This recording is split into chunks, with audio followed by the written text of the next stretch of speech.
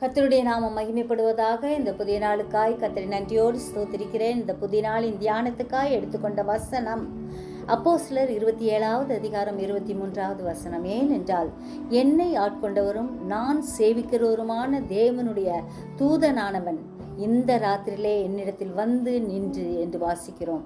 முழுமையான ஒரு அர்ப்பணிப்பை பவுல் செய்கிறார். எந்த சூழ்நிலைகளும் கர்த்தர் தூதனை அனுப்பி பவுலை நடத்துகிறார். இந்த நாட்களிலையும் கர்த்தர் தம்முடைய தூதர்களை வைத்து நம்மை பாதுகாக்கிற தேவனாய் இருக்கிறார். என்ன சேதம் வந்தாலும் கர்த்தர் என்னோடு கூட இருக்கிறார், அதிலிருந்து நான் மீண்டு எழுவேன் என்று சொல்லி நாம் கர்த்தருடைய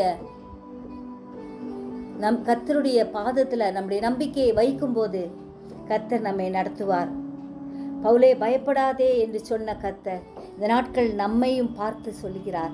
நம்முடைய வாழ்க்கையிலும் நம்முடைய எல்லா காரியங்களுக்கும் ஆண்டவருக்கு முதலிடம் தரும்போது நம் வாழ்க்கையை கர்த்தர் பார்த்து கொள்வார். கர்த்தர் நமக்கு செய்த எல்லா உபகாரங்களுக்காகவும் எப்பொழுதும் நன்றி சொல்லுவோம்.